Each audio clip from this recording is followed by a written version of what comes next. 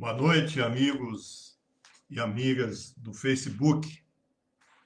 Eu pretendo fazer alguns comentários sobre as questões sociais ligadas à democracia. Democracia tem vários sentidos, o sentido do nosso direito de exercer voto, que isso jamais deve ser nos tirado, e tem um sentido também social, de trazer uma vida com mais justiça social à população. Tá? Então, a gente observa no mundo que a ação pública serve para a distribuição da renda. Então, pessoal, os economistas costumam fazer uma conta o que é a distribuição da renda, da riqueza de uma nação antes do governo e após o governo. Então, de maneira geral, após a ação pública, a distribuição de renda melhora em 15%. 15%, em alguns países 20%. Então, a ação pública tem um efeito muito importante em distribuir a riqueza em favor da grande maioria da população. Bom, isso pode ser feito de duas maneiras. O poder público tem uma arrecadação e tem os gastos. Então, na arrecadação, os impostos, o ideal, se a gente pensa em de fato usar o Estado, usar o governo, a União, os governos estaduais, as prefeituras na distribuição de renda, nós temos que pensar em exercer e fazer isso em favor da imensa maioria. Nós temos que pensar em fazer isso tanto na arrecadação quanto nas despesas. Isso é mais importante ainda num país como o Brasil, não é? Um país com tanta desigualdade social. Um país que continua sendo um dos mais desiguais do mundo, onde nem todo mundo tem as mesmas oportunidades. Bom, como que a gente pode pensar na ação pública de distribuição de renda através da arrecadação, da cobrança de impostos? Cobrando relativamente mais impostos dos mais ricos e menos dos mais pobres. Infelizmente, no Brasil acontece justamente o contrário. Nós temos no Brasil uma grande cobrança de impostos que são os impostos de consumo. Na conta de luz tem imposto de consumo, na gasolina tem imposto de consumo, no supermercado tem imposto de consumo, embora a gente não saiba quanto está pagando, mas em muitos produtos no supermercado tem um imposto de consumo. E os nossos impostos, eles não vão muito para a renda, especialmente as maiores rendas, e para os grandes patrimônios.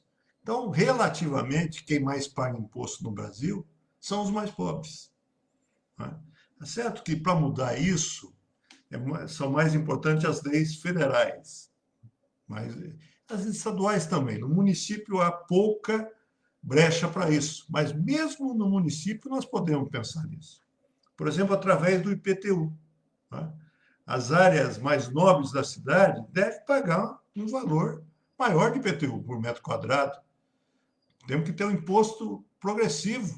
As pessoas que especulam com o terreno, né, não deixando, atravancando, atrapalhando o crescimento da cidade, esperando os terrenos ficarem com valor mais alto, têm que ser cobrados por isso, com impostos mais altos.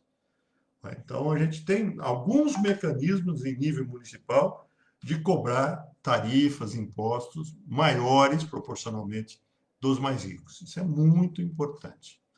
A outra questão da distribuição, do exercício da democracia social, se faz através das despesas.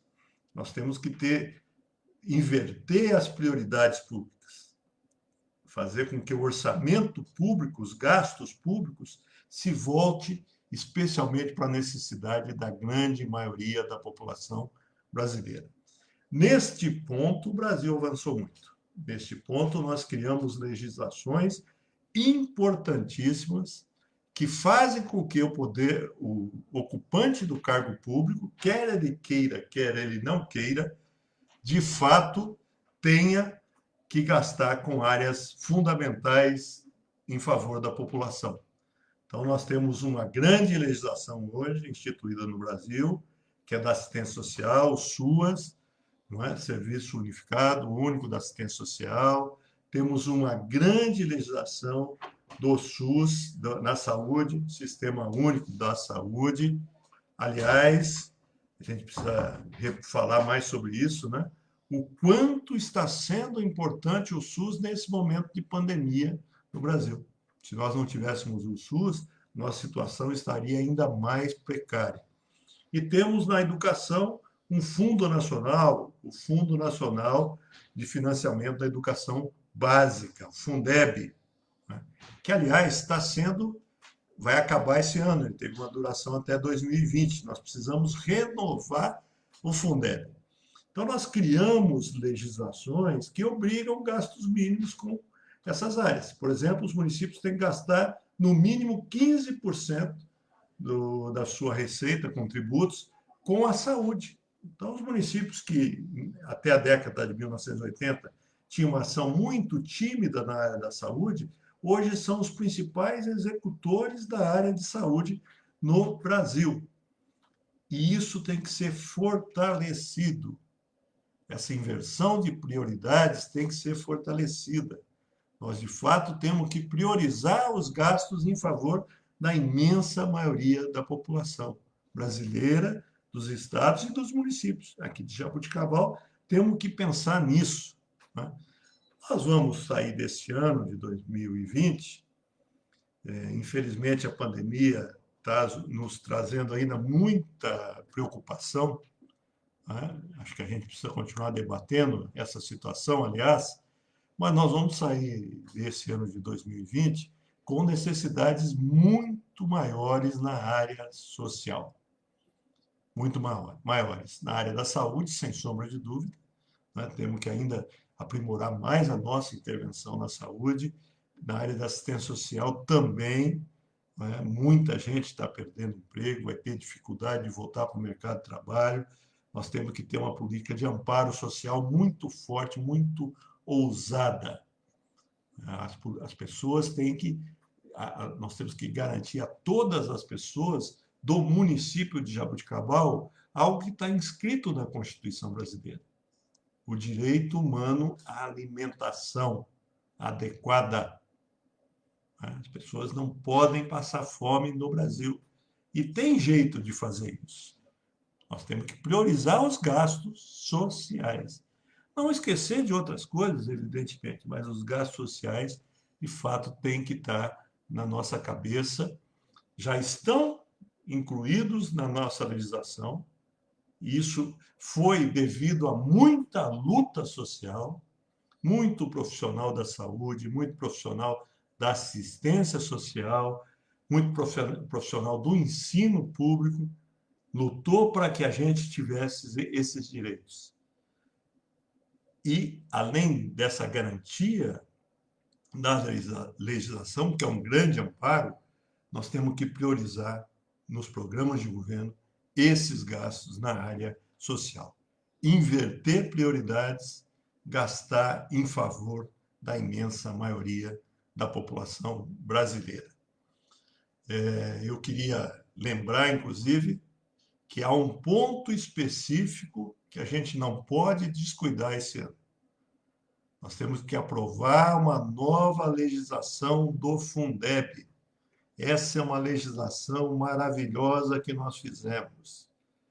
Os estudantes hoje do ensino básico no Brasil têm uma compensação, os municípios mais ricos, estados mais ricos, passam recursos para aqueles mais pobres.